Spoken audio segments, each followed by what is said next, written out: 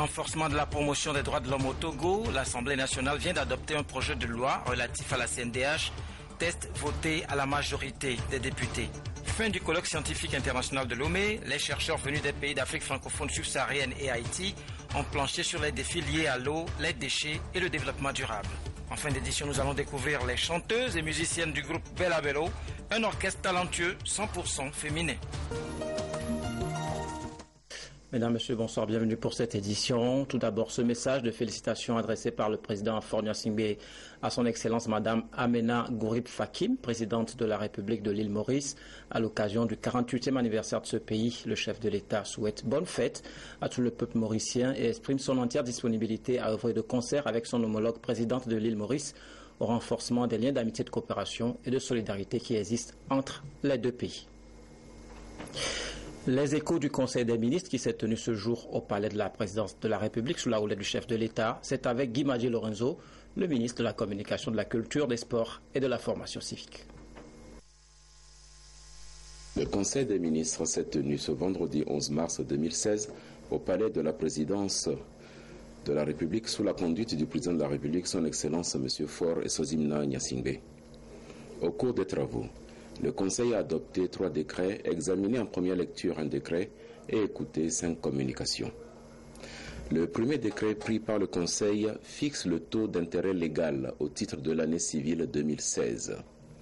En accord avec les dispositions de la loi uniforme relative au taux de l'intérêt légal dans les pays de l'UEMOA et sur proposition de la Direction nationale de la Banque centrale des États de l'Afrique de l'Ouest, le taux d'intérêt de l'année 2016 est fixé à 3,5%. Il est à préciser que les intérêts légaux représentent l'indemnité due aux créanciers à titre de dommages et intérêts moratoires par le débiteur d'un engagement qui s'acquitte avec retard de l'exécution de celui-ci. Le taux légal s'applique par défaut, c'est-à-dire lorsque les parties n'ont pas préalablement convenu d'un commun accord d'un autre taux pour le calcul du montant de la réparation. Le deuxième décret adopté par le Conseil porte titularisation de 23 magistrats du Centre de formation des professions de justice qui ont effectué leur stage réglementaire de 18 mois. Le troisième décret adopté par le Conseil porte modalité d'application de la loi numéro 2007-002 du 8 janvier 2007 relative à la chefferie traditionnelle et au statut des chefs traditionnels au Togo. Au terme de ce décret, il est créé des conseils de chefferie traditionnelle sur toute l'étendue du territoire national. Ils ont pour mission de donner leur avis sur toute question relative à la chefferie traditionnelle et d'apporter leur concours pour le règlement des problèmes y afférents. Le présent décret règle également le fonctionnement et l'organisation de ces conseils en prenant en compte les préoccupations exprimées par l'Union des chefs traditionnels du Togo. Enfin, le Conseil a examiné en première lecture le décret portant création, organisation et fonctionnement des centres de développement du sport CDS au Togo. Au titre des communications, le premier exposé suivi par le Conseil est relatif au transfert d'animaux sauvages du Zimbabwe au Togo. Ce projet fait suite à la visite de travail que le président de la République a effectuée au Zimbabwe en 2015 et répond au souci du gouvernement togolais d'enrichir les parcs nationaux du Togo en vue d'améliorer la biodiversité, de promouvoir et de développer le tourisme. La seconde communication est relative au projet de décret portant réglementation de la délivrance des actes d'urbanisme en République togolaise. Il apparaît que le permis de construire, qui est l'un des plus importants actes d'urbanisme donnant droit à l'occupation du sol, reste très peu usité par les Togolais. Sont principalement mises en cause par les citoyens la lourdeur des procédures administratives pour l'obtention des actes d'urbanisme ainsi que la méconnaissance des textes réglementaires. Face à cette situation, le Conseil donne mandat au ministère de l'Urbanisme, de l'Habitat et du Cadre de vie de procéder à une relecture, voire à une refonte totale du décret relatif à l'urbanisme et au permis de construire en vigueur depuis 1967. La troisième communication rend compte des préparatifs pour la participation du Togo à la conférence Habitat 3 qui aura lieu à Quito, en Équateur, en octobre 2016. Dans le cadre de ce processus, le Togo a engagé des réflexions sur la sécurité, la résilience et l'environnement durable des espaces urbains et mène des projections sur le développement urbain pour les 20 prochaines années. Pour ce faire, un rapport national inclusif et participatif a été élaboré en collaboration avec les partenaires afin d'examiner les progrès accomplis par notre pays depuis la mise en œuvre du programme d'action retenu à la conférence Habitat 2 tenue en Turquie en 1996. Le Conseil a suivi une 4e communication relative à la feuille de route de la décentralisation et des élections locales. Prenant en compte la lettre de politique sectorielle de juin 2004 et les concertations menées avec les partis politiques en décembre 2013, le comité technique mis en place à travers une approche méthodologique inclusive a relevé des insuffisances dans le fonctionnement des collectivités territoriales existantes et proposé une feuille de route de la décentralisation au Togo. La présente feuille de route met en lumière un certain nombre d'actions à mener dans le cadre du processus de la décentralisation, entre autres l'amélioration du cadre juridique et institutionnel, la réorganisation spatiale et administrative des collectivités, la mobilisation du financement et la communication sur les enjeux des élections locales. Une série d'actions en 7 points a été présentée, dont la réalisation conduira progressivement à l'organisation effective des élections locales. Enfin, le Conseil a suivi une communication relative à la mise en œuvre du projet e-village, qui vise à doter tous les chefs de canton et de village, soit près de 4000 personnes environ, de notre pays d'un téléphone portable, d'une carte SIM et d'un crédit téléphonique mensuel. Les avantages sont nombreux et à terme permettront de sécuriser nos territoires, prévenir et gérer des risques sanitaires catastrophiques, déployer différents outils de suivi et de gestion de l'état civil, des naissances, des mariages, des décès. Au titre divers, un point à date a été présenté au Conseil concernant le déroulement de la transhumance 2016. Le Conseil a déploré les morts, les destructions de champs, de maisons et les tueries de bovins qui ont été constatées. Il appelle les populations à garder leur calme et demande que la sensibilisation soit poursuivie auprès des populations et des transhumants. Des mesures sont prises par le gouvernement pour assurer la sécurité des populations et de tous les acteurs impliqués dans la gestion de la transhumance. Le Conseil recommande le respect scrupuleux de l'utilisation des couloirs dédiés à la transhumance. Il a été rendu compte au Conseil des diligences qui ont été mises en œuvre pour venir en aide aux populations des villages de Kologan et de Pando à l'occasion de la tornade qui s'est abattue sur la préfecture d'Agou dans la soirée du 5 mars. Le Conseil renouvelle sa compassion et son soutien aux populations sinistrées.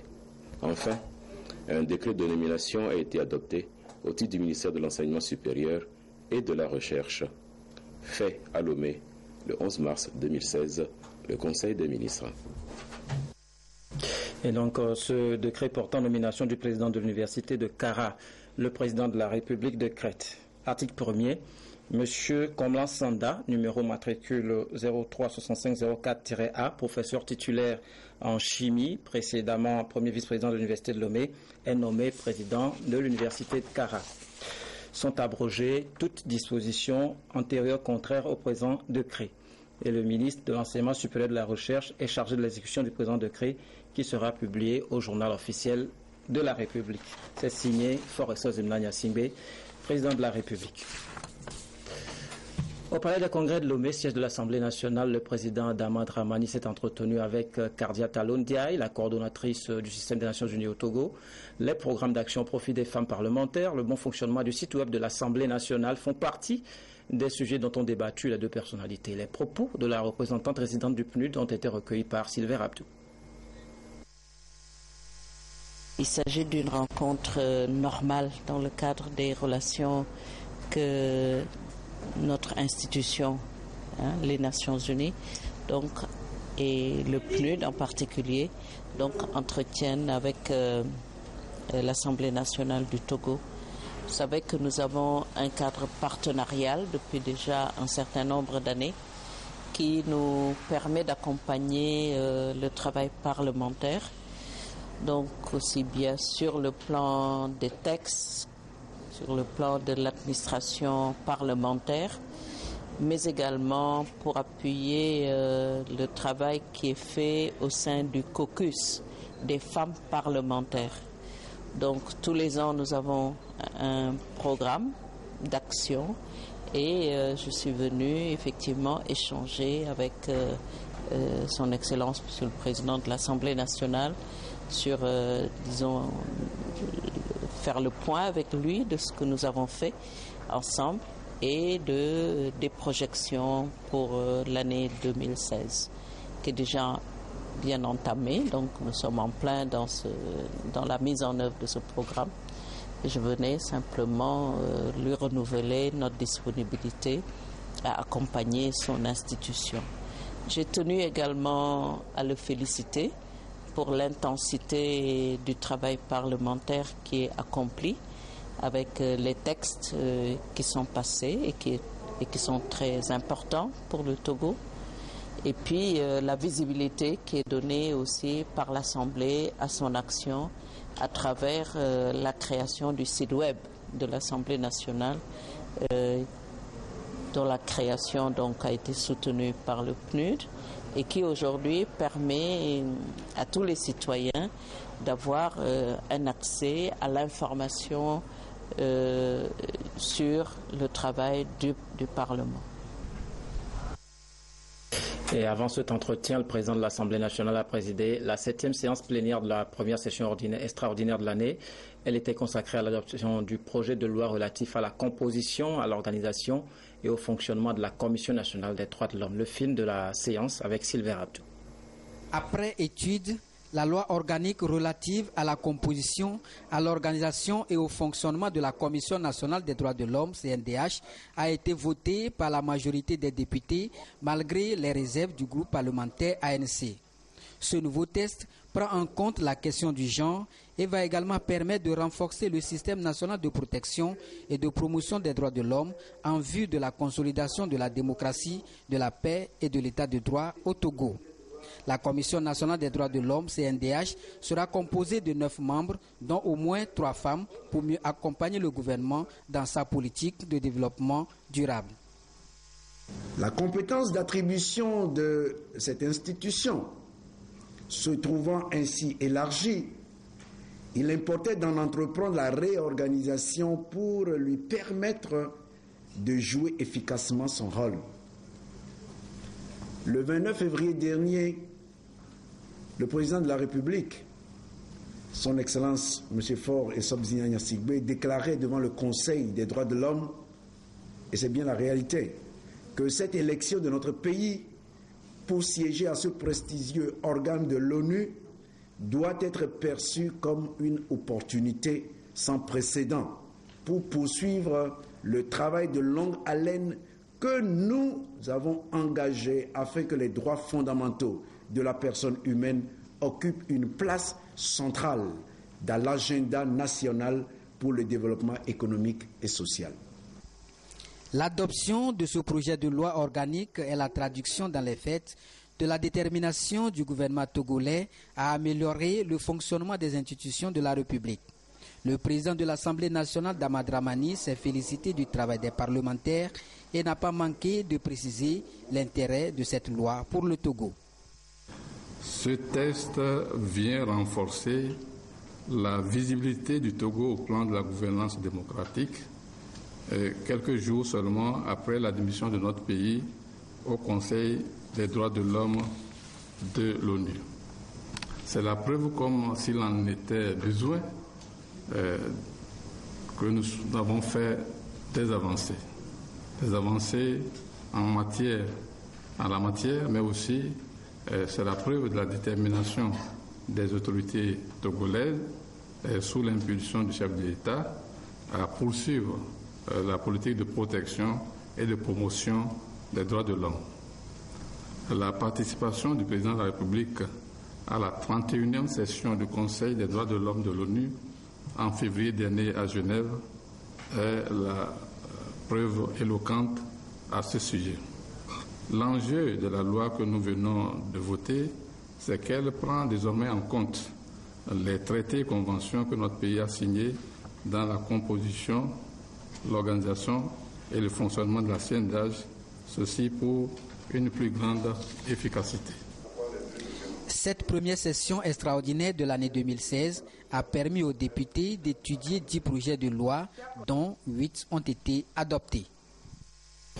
Conclusion d'un partenariat entre l'Office togolais des recettes et la Caisse nationale de sécurité sociale. Les deux institutions s'engagent à des échanges d'informations en vue d'offrir de meilleurs services aux contribuables membres de la CNSS. Prudence Nissou. C'est le point de départ d'une collaboration soutenue entre l'Office togolais des recettes et la Caisse nationale de sécurité sociale. Les deux institutions s'engagent ainsi à échanger de façon permanente des informations liées aux contribuables assurés de la CNSS afin de leur offrir de meilleurs services de sécurité sociale. L'OTR et la CNSS gèrent au quotidien pratiquement les mêmes salariés dans leur base de données et ce projet viendra apporter plus de célérité dans les différentes opérations pour un gain de temps. Cette initiative va également amener les employeurs privés à respecter leurs obligations fiscales. L'OTR est bien placé pour avoir les informations dont nous avons besoin et qui concernent les opérateurs économiques et les employés. Nous les appelons les partenaires sociaux, c'est-à-dire les employeurs et les travailleurs. Ce sont les travailleurs en fait qui sont les bénéficiaires de nos prestations.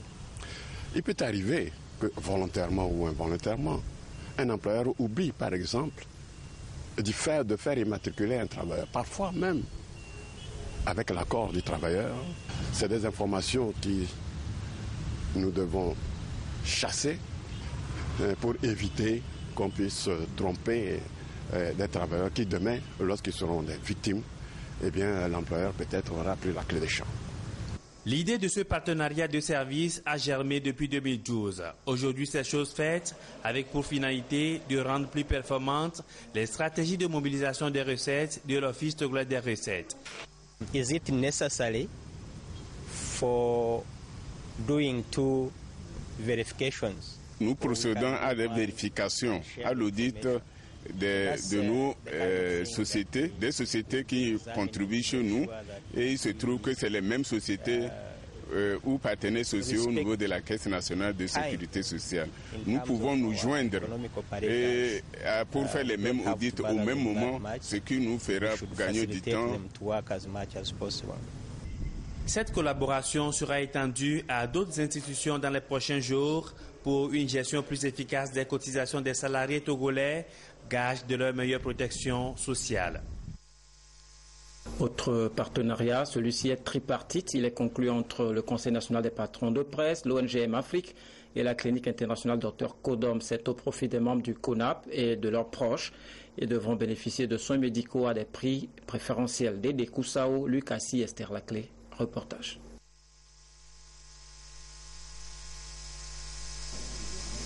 Des signatures qui scellent définitivement le partenariat tripartite entre le Conseil national des patrons de presse CONAP, l'ONG Afrique et la clinique internationale Dr Codom. Cette convention offre une couverture sanitaire aux membres du CONAP et leurs familles. Ceci à un tarif préférentiel de moins de 20% sur tous les frais médicaux de prise en charge.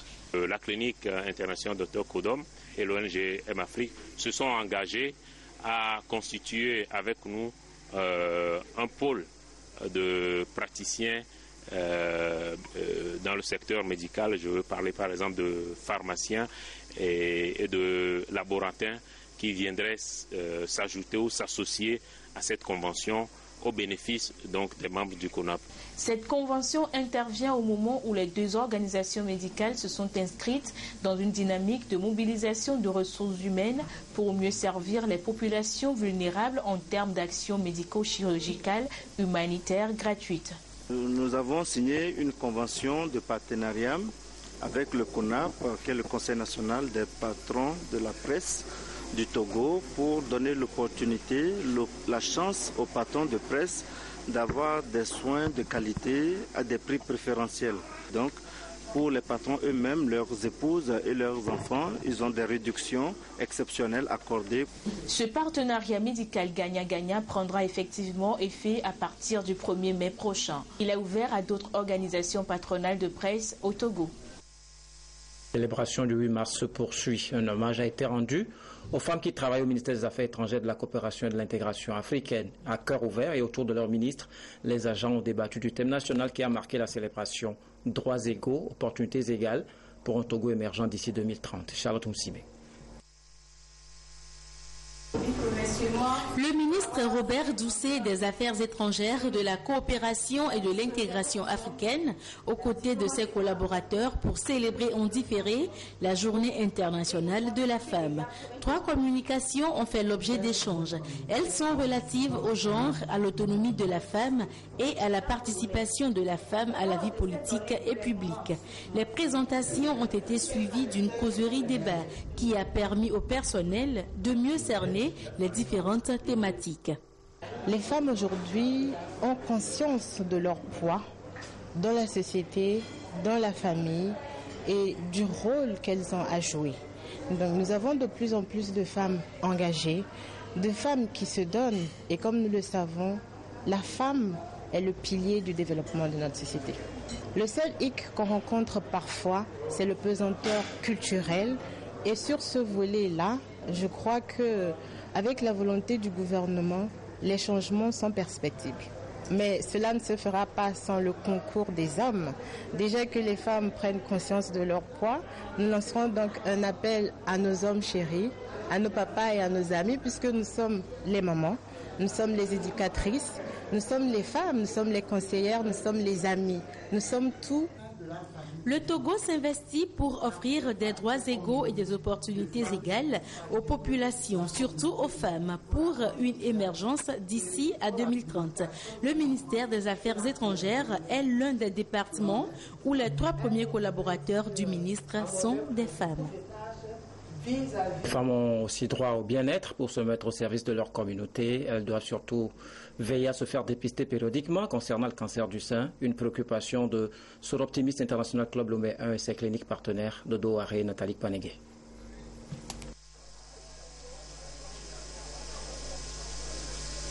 C'est une demi-journée consacrée au dépistage gratuit du cancer du sein, ici à la maternité du CHU Sylvanus Olympio. Même action à l'Association togolaise pour le bien-être familial à TBF, au CHU Campus, à l'hôpital de Baie et à la maison de la sage-femme à Lomé. On fait d'abord l'inspection. On essaie de regarder le sein, on voit l'aspect. Est-ce que les seins sont symétriques? Est-ce que l'autre n'est pas plus gros que l'autre? Est-ce que la peau, est-ce qu'il y a une peau d'orange est-ce qu'il y a une tache au niveau des seins? Est-ce qu'il y a une rougeur? Ces différents signes nous amènent à des pathologies. Nous sommes sur la 3e femme, on a détecté un cas tout à l'heure. L'initiative vient de Soroptimiste International Club Lomé 1 qui vise à amener les femmes à l'autopalpation des seins. Lorsque vous avez dans votre famille un développement de cancer, soit chez la mère, la grand-mère, la tante, vous avez beaucoup plus de risques de développer un cancer du sein. Les facteurs sont nombreux, environnementaux, alimentaires. Lorsque vous avez du surpoids et que la charge graisseuse est très importante dans la glande mammaire, vous pouvez risquer de développer des cellules mal vascularisées. La maladie de sein en Afrique, c'est de plus en plus fréquent. Et non seulement elle est de plus en plus fréquente, mais les femmes en Afrique meurent beaucoup plus souvent par cette maladie-là en Afrique que dans les pays occidentaux. Il est donc recommandé l'autopalpation mensuelle des seins, un examen médical annuel et une mammographie tous les 2 ans chez la femme à partir de 40 ans. Aussi faudra-t-il lutter contre l'usage de l'alcool, miser sur la consommation des fruits et des légumes. Nous sommes avec le garde des Sceaux, ministre de la Justice. Monsieur le ministre, bonsoir. Bonsoir. Vous avez un communiqué pour nous. Tout à fait. Communiqué du gouvernement. La vision du chef de l'État pour l'édification d'un Togo émergent passe par la mobilisation de toutes les Togolaises et de tous les Togolais assumant une parcelle de responsabilité d'œuvrer avec conscience, dévouement et probité à l'exercice des tâches qui leur sont confiées. La bonne gouvernance est le seul gage nécessaire pour donner un nouvel élan aux efforts entrepris par le gouvernement pour ouvrir la voie au progrès économique et social. Aussi, tous les fonctionnaires de l'État sont-ils appelés à intégrer dans leur quotidien professionnel les vertus de l'éthique et de la déontologie qui doivent exclure la gabegie, la dilapidation des biens publics et surtout la corruption qui gangrène l'économie. Au moment où le gouvernement s'impose de lutter d'une façon implacable contre la corruption et la fraude à tous les niveaux, certains fonctionnaires indélicats de l'administration de la santé, peu scrupuleux et soucieux du bien-être des populations dont ils ont la charge des soins, s'adonnent à des actes répréhensibles consistant à saper systématiquement les sacrifices du gouvernement. C'est ainsi qu'il a été identifié au ministère de la Santé et de la Protection sociale 3 cas de détournement de fonds et d'engagement de dépenses inéligibles. Le premier cas concerne des dépenses inéligibles d'un montant total de 58 827 000 francs CFA effectués lors de la quinzaine de mobilisation de lutte contre le paludisme en juin 2012 dans le cadre du 9e round du financement du Fonds mondial. 38 médecins et 29 comptables ont été reconnus coupables de ces dépenses inéligibles et sommés de rembourser ces fonds avant fin décembre 2015. Ils ont, à la date du 14 décembre 2015, reversé sur les comptes du Fonds mondial via Plan Togo 95% des 10 fonds. Le deuxième cas concerne 87 agents coupables de détournement de dépenses inéligibles du fonds Gavi d'un montant de 18 637 000 francs CFA, inscrits dans le cadre d'un appui à la vaccination au cours des années 2011 à 2014. Sommés de rembourser les 10 fonds, les intéressés ont reversé au 17 décembre 2015 les 67% de la somme susvisée. Les démarches se poursuivent en vue du remboursement du montant restant.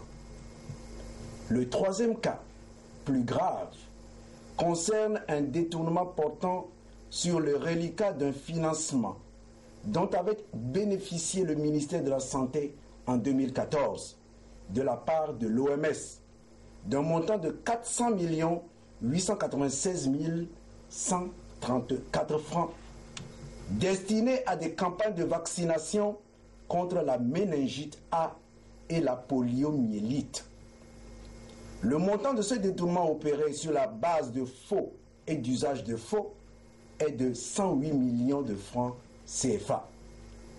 Une plainte a été déposée entre les mains du procureur de la République près le tribunal de première instance de Lomé qui a ouvert une information judiciaire. 4 agents de la santé ont été inculpés. 2 sont actuellement en détention et 2 autres en liberté provisoire pour insuffisance de charge. L'instruction suit son cours. Par ailleurs, des détournements de plus grande envergure viennent d'être encore détectés au sein du même ministère.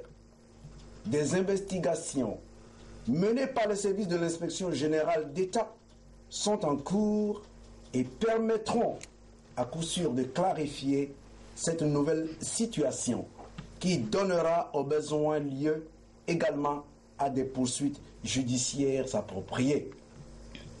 En dehors de ces poursuites, le gouvernement appliquera sans hésitation les sanctions disciplinaires qui s'imposent aux mises en cause. Le gouvernement qui entend éradiquer la corruption sous toutes ses formes exhorte tous les responsables chargés de la gestion des services publics à beaucoup plus de conscience professionnelle en vue de faire de la bonne gouvernance le mode de conduite des missions qui leur sont assignées. Merci, Monsieur le Ministre. Alors, nous comprenons la décision du gouvernement de lutter contre la corruption, un fléau qui gangrène notre pays. Est-ce que cette action va s'arrêter seulement au niveau du ministère de la Santé? Non, pas du tout.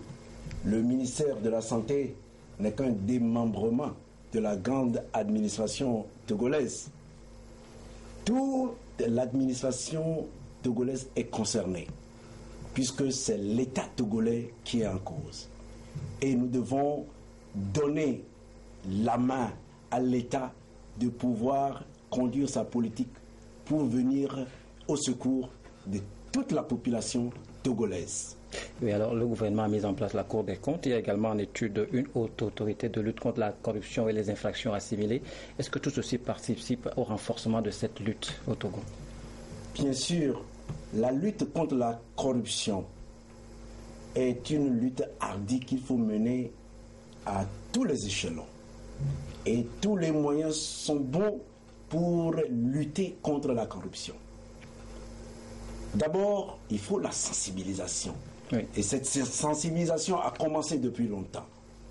C'est la raison d'ailleurs pour laquelle le communiqué du gouvernement se termine par cette exhortation qui est adressée à tous ceux qui ont en charge d'assumer une responsabilité dans l'administration togolaise de faire preuve de conscience. Faire preuve de conscience, ça s'appelle aller à l'éthique et à la déontologie qui doivent conduire chacun dans la conduite de la mission qui lui est confiée. Ainsi donc, au-delà de la sensibilisation, il faut passer à une étape supérieure. Les sanctions. La répression. La répression. Mais d'abord, il y a sur le plan purement administratif des sanctions disciplinaires qui peuvent être administrées aux agents coupables par les hauts responsables. Mais au-delà des sanctions disciplinaires, il y aura la poursuite judiciaire. Et les coupables doivent rembourser. Exactement. Voilà. Merci beaucoup, Monsieur le Ministre, et à très bientôt. Merci. À bientôt. Nous retournons à la situation des femmes. Cela fait partie des grands défis au plan mondial. Celles qui en souffrent le plus sont celles qui souffrent des situations de catastrophe. C'est ce que révèle le rapport 2015 de l'UNFPA sur l'état de la population mondiale. Les grandes articulations de ce document avec Chazinambaga. Intitulé « À l'abri dans la tourmente », un programme porteur de changement pour les femmes et les filles dans un monde en crise, le rapport sur l'état de la population mondiale en 2015 est un document de 140 pages essentiellement consacré aux crises humanitaires dans le monde et aux nombreux défis auxquels font face les femmes et les adolescentes en âge de procréer dans ces moments de sinistre. Il est articulé autour de 6 thématiques. Le premier chapitre dit « Un monde fragile ». Le deuxième chapitre, la situation particulièrement difficile des femmes et des filles en situation de crise humanitaire. Le troisième chapitre parle de l'évolution des interventions, où on recommande de passer d'un dispositif de base à un dispositif complet. Le quatrième chapitre parle de la résilience des communautés et des institutions pour réduire les écarts de développement humanitaire. Et le cinquième chapitre parle de nouvelles orientations en matière de financement de la santé sexuelle et reproductive dans les situations de crise humanitaire. Et le sixième chapitre évoque une vision porteuse de changement pour les filles et les femmes dans les situations de crise humanitaire. Le document de plaidoyer, le rapport sur l'état de la population mondiale en 2015 est un outil de travail qui fournit des informations pointues sur les situations de crise, les femmes et les filles, la santé sexuelle et de reproduction. Quand il y a une crise humanitaire, la première priorité qui vient à la tête des gens, c'est l'eau potable, c'est la nourriture, c'est les couvertures, c'est les tentes, c'est les médicaments. Mais au-delà de ça, les femmes et les filles qui sont en âge de procréer ont des besoins spécifiques qui sont nécessaires pour leur dignité et leur épanouissement, même en situation de crise humanitaire, notamment les soins obstétricaux et néonatales d'urgence, parce qu'en situation de crise humanitaire, les accouchements ne s'arrêtent pas. Il y a des femmes enceintes qui doivent porter leur grossesse à terme. Il faut s'assurer que les services sont présents pour que lorsqu'une femme qui est enceinte veut accoucher, qu'on puisse accoucher cette femme-là dans les conditions d'hygiène requises. Il y a les kits d'hygiène.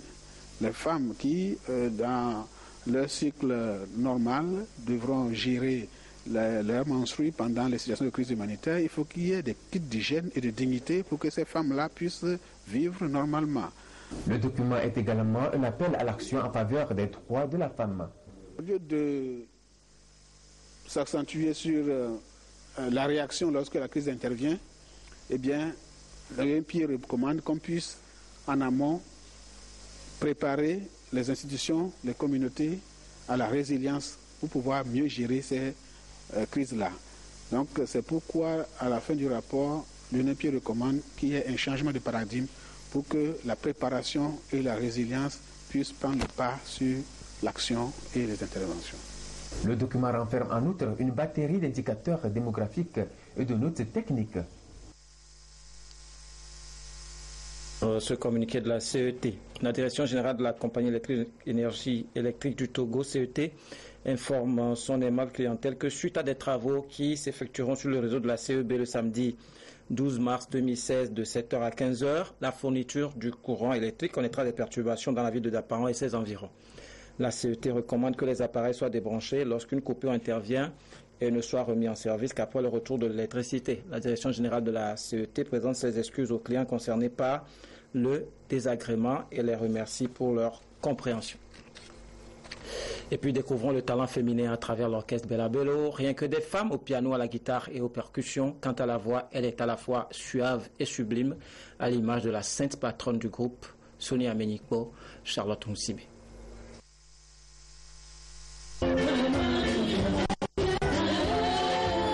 Sur scène, 8 talentueuses femmes artistes qui démontrent leur savoir-faire en musique. Elles sont des femmes de l'orchestre Bella Bello. Guitare basse, solo, piano, percussion. Ces jeunes dames maîtrisent visiblement leurs instruments de musique.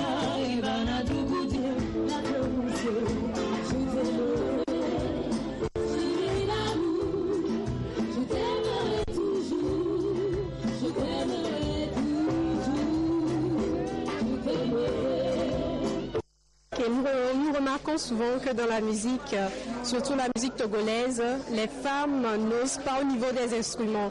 Alors il y a ce projet qui est venu pour leur permettre d'être ensemble et de pouvoir faire de la musique comme les hommes. C'est possible. C'est le message que nous lançons à nos jeunes filles, à nos jeunes sœurs, de nous rejoindre. On peut aussi jouer comme les hommes. Je suis agréablement surpris par ce groupe 100% féminin qui a envoyé son dossier dans le cadre de l'appel à candidature à projet que nous avons lancé il y a quelques semaines. Le jury a retenu leur dossier et comme c'est un groupe 100% féminin, nous l'avons programmé dans le cadre tout juste après la célébration officielle de la Journée internationale de la femme. Et ce soir, c'est un public émerveillé que nous avons vu et le groupe a montré qu'il n'a rien à envier au groupe 100% masculin. Méconnu et ignoré du grand public, l'orchestre Bella Bello a su, grâce à l'énergie qu'il dégage à travers sa prestation, émerveiller le public. Si je n'étais pas venue, j'aurais regretté. J'ai passé une soirée très merveilleuse. C'est la première fois de suivre un concert typiquement féminin et c'était vraiment grandiose.